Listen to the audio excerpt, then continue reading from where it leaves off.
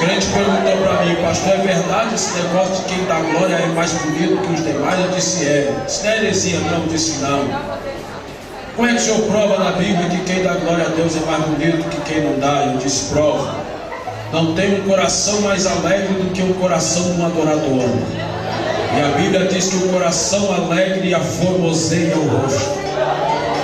Se você der glória, você vai sair daqui melhor do que se tivesse ido no mais belo salão de beleza da terra. Jeová vai dar uma trabalhada no vaso e vai ficar coisa grande. Aleluia. Glória a Deus. Irmãos queridos, servos do Senhor, deste congresso em que os jovens estão apresentando ao Senhor estes cultos, e Deus tem manifestado sua bondade, sua glória no nosso meio. Eu observava o tema e percebi a preocupação do Espírito Santo concernente a quem enviar. É óbvio que o texto está baseado no livro do profeta messiânico Isaías. Quando você observa o texto e o contexto, você vai ver um profeta que vai para o templo, vai cabisbaixo, entristecido, a perca foi traumática. Um dos seus parentes, o rei, havia falecido ainda naquele ano, e ele vai servir ao Senhor no templo, provavelmente com o coração pesaroso, entristecido, e talvez, quem sabe, aquele fora o culto que o profeta decidiu entregar suas funções proféticas e talvez jamais profetizar. Até que naquele dia a Bíblia diz que o profeta entra no templo, e ele entra e vê o Senhor assentado no seu trono.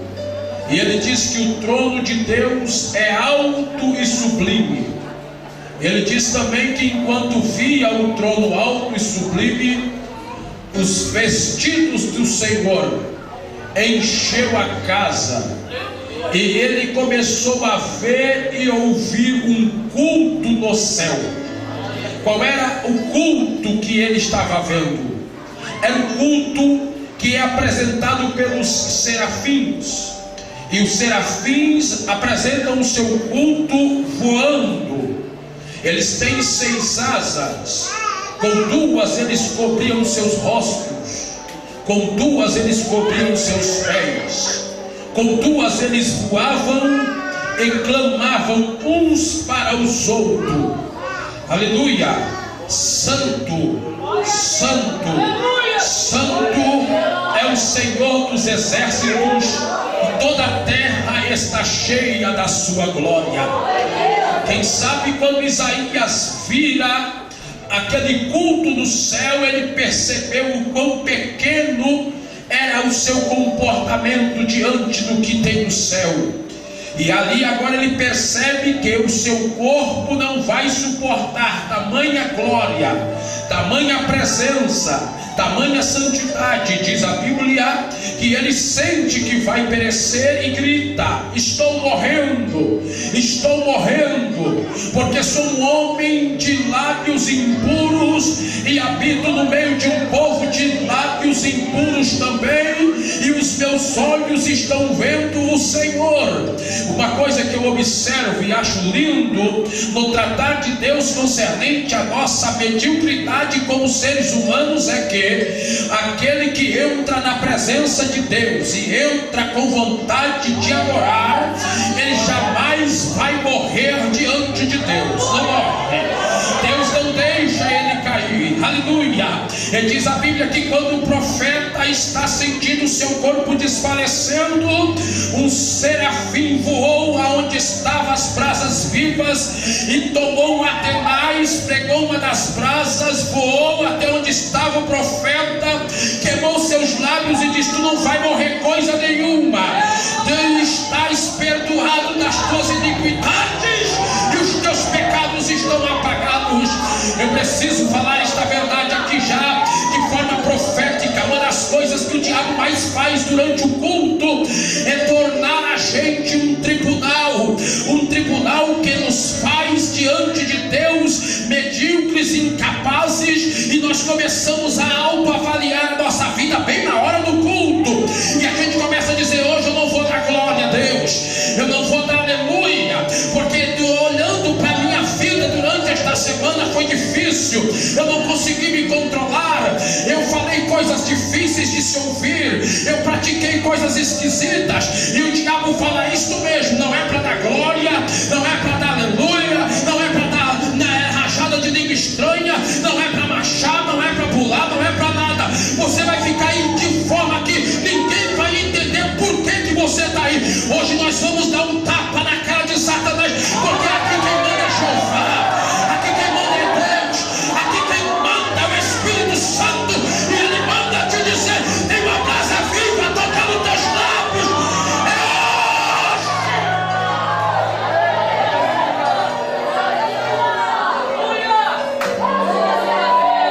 Aleluia.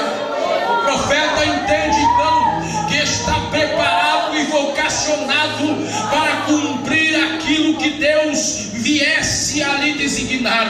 Agora vejam bem, quando você observa o texto que nós lemos esta noite, que se refere à igreja de Pérgamo, você vai observar que o Cristo, o dono da igreja, está fazendo ou passando revista em todas as igrejas da Ásia Menor, em especial as 7 igrejas que estavam ali, e a Bíblia diz que quando chega a hora de Pérgamo, então o Senhor vai fazer algumas observações. A primeira observação é que esta igreja está instalada em lugar de risco. Esta igreja está instalada em um local de crise. Esta igreja está instalada aonde também está o trono de Satanás. Eu me assustei quando eu observei esta pronúncia, porque imagine os senhores, a igreja estava instalada aonde tinha também um trono satânico. É interessante isto aqui, e eu fui observar qual era o perfil da cidade de Pérgamo, e pude perceber que não era uma cidade miserável, que não era uma cidade paupérrima, que não era uma cidade de favelados, de pessoas flageladas. Era uma cidade culta, era uma cidade rica, era uma cidade culturalmente admirável. Observe vocês que a biblioteca da cidade de Pérgamo só perdia na época em tamanho e volume para a biblioteca de Alexandria, que ficava no Egito. Quem morava em Pérgamo eram pessoas inteligentíssimas, pessoas que passavam boa parte de seu tempo se informando, aprendendo e praticando filosofias naquela cidade, para que vocês tenham uma ideia do tamanho que era, aleluia, a instabilidade daquela cidade. Ali também estavam os maiores templos pagãos da época. Ali estava instalado um lugar que onde se adorava o Deus Zeus, que tinha um altar. O altar de Zeus na cidade de Pérgamo media 40 de largura por 30 de comprimento.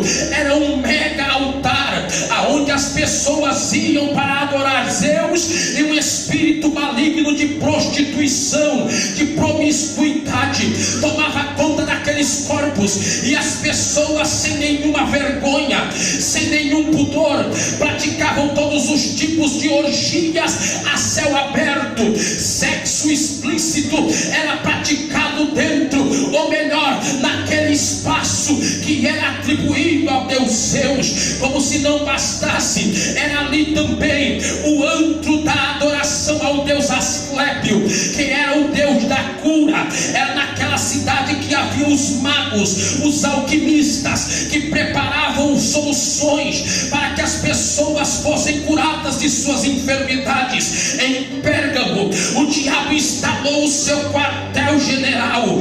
Em Pérgamo, o diabo levantou sacerdotes e sacerdotisas da vergonha. Em Pérgamo, o diabo instalou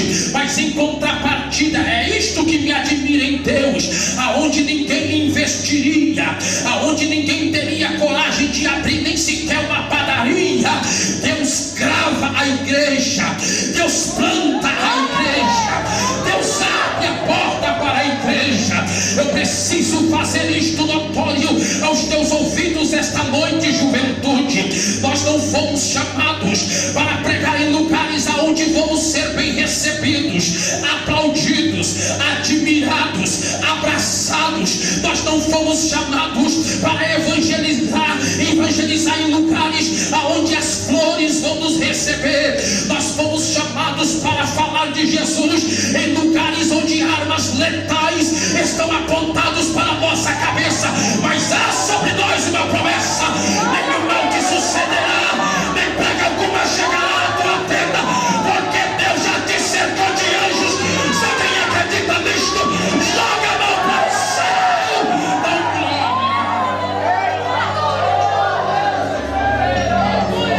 Aleluia. É onde está a igreja. A igreja está na cidade de Pérgamo, e os crentes estão dando glórias a Deus. Aonde a igreja chega com o objetivo de ser um canal de Deus, o diabo começa a perder espaço. Aonde a igreja chega ungida, municiada por dons espirituais, aonde a igreja chega coberta pelo sangue de Jesus, com o escudo da fé, com o capacete da salvação, com a couraça da justiça, aleluia, com a preparação do evangelho nos pés, não tem demônio que possa resistir. A igreja vai avançando, a igreja vai crescendo, a igreja vai se expandindo. Eu preciso também profetizar a respeito desta juventude que aqui está. Oh, meus irmãos, que vocês sejam dominados pelo Espírito Santo, que a graça, que a unção de Deus cubra vocês de uma forma completa.